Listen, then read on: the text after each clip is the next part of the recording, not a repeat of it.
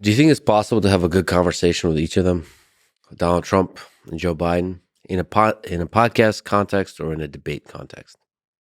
Absolutely. Yeah. You're saying like, Both. could I with either Yes. of them? Oh, 100%. Yeah. Joe Biden too? Sure. Yeah.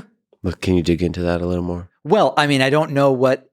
I think there's maybe something implicit in your question, but that's deeper about the nature of politics and politicians. Yes. I think with either of them, I mean, the political differences wouldn't be an impediment to having a good conversation with either of them. I think one of the things that's really tough in my experience when talking to elected officials is they could be super interesting about 100 different topics, but handlers decide or try to get you to talk about something you don't really care about and something really narrow, which doesn't bring out your best nor their best. Yeah. And that's a frustration. But I think that given an unstructured 3-hour conversation, I think it would be interesting to talk to both. I mean, listen, with Biden, aside from his view on cannabis or whatever, his background and the incredible, unimaginable family tragedy that he had in his first wife and, multiple kids dying. And I mean, it's just incredible, and with Trump, I think also you could have an interesting conversation. Yeah, they're human beings with a life story. Yes. And they're some of the most successful humans who have ever lived to have rose to this highest office in interesting, complex ways. Yes. I mean, one of the things I'm troubled by, maybe you can speak to, is why we're so negative towards presidential candidates and presidents.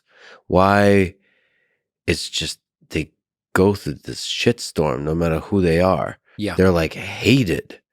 Like all the conspiracy theories and just the dynamics of how we talk about them is vicious. If you just look at replies to even Barack Obama on Twitter, it's like, what is going on here? Why? Like, because we look at other leaders in other spaces, and we're generally positive about it. Yeah, there's a couple different things. There's this dynamic which is really unfortunate, which is you ask people, do you approve of the job a particular president is doing? And very often, if at any point while they were in office, they did something you don't like, people will say, I don't approve. Mm-hmm. And so by its nature, what that means is just like the longer you're in office, the lower your approval rating is going to be. And very often that's the way it works. I mean, there's major events like 9/11 spiked George W. Bush's approval to an incredible level. Then it came back down with the Iraq War. But there's this unfortunate thing that when people are just asked, you think Biden's doing a good job? If 4 months ago, Biden did something on healthcare that somebody didn't like, even if you like most of it, a lot of people from that point forward will say, I don't approve. They might still vote for him because they like him better than the alternative or whatever. It's just the dynamic of politics. And I agree, it's very Does it have to be that way, you think? I don't think it has to be that way, but to unwind it, so many things would have to change. I think our election system is part of why politics is the way it is, where you have two choices and it's first past the post, and we have this electoral college so that depending on which state you vote in, the kind of meaning and significance of your vote is different. If you vote in Montana, it's the Republican candidate's going to win, and that changes the dynamics. I think that's part of it. I think that at a personal level, I've experienced this in my life a lot. We've become, and by we, I mean people in the United States to some degree who talk about this stuff, we've become uncomfortable when there is disagreement, and it bleeds over into now we can't have a normal interpersonal relationship anymore. I'm from Argentina, and in Argentina, it's really common, even in my family, there are incredibly heated political debates at the start, the middle, the end of some kind of gathering. But then everybody just goes back to like, okay, we disagree on some things, but that's okay. And we can now go and, finish cooking the beef or whatever it is that we're doing. And I experienced this even with people who come up to me on the street and they go, just earlier today, a guy came up to me and he said, RFK all the way, baby, talking about Bobby Kennedy Jr. And I just kind of, I said, oh, all right, let's see what happens. And then there was another moment where the guy ended up standing next to me for maybe longer than he thought. And I could tell this guy's getting so awkward because it was an utterance he thought that would just be on the fly and he'd be gone. But now we're standing next to each other waiting for our sandwiches.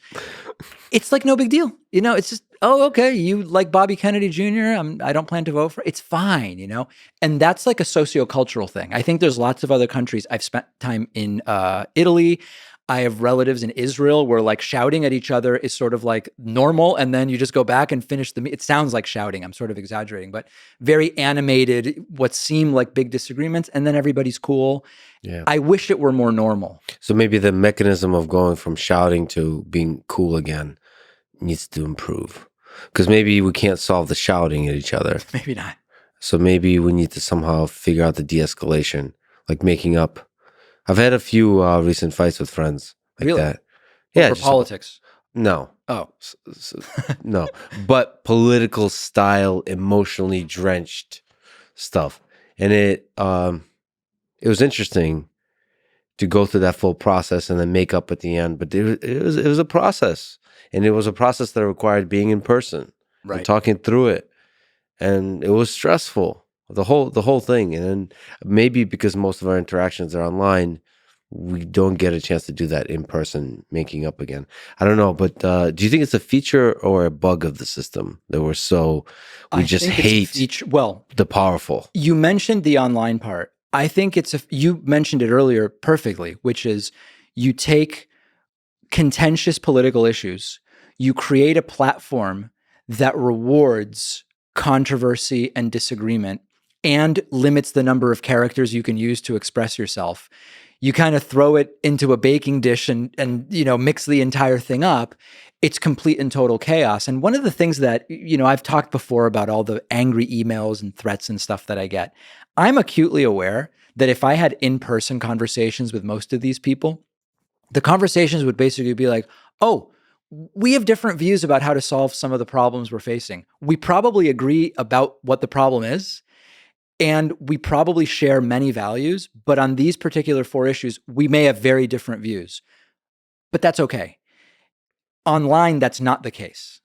And it leads to, the mess that we get ourselves in. But I think that it's a feature of a lot of the systems that are being used to disseminate information.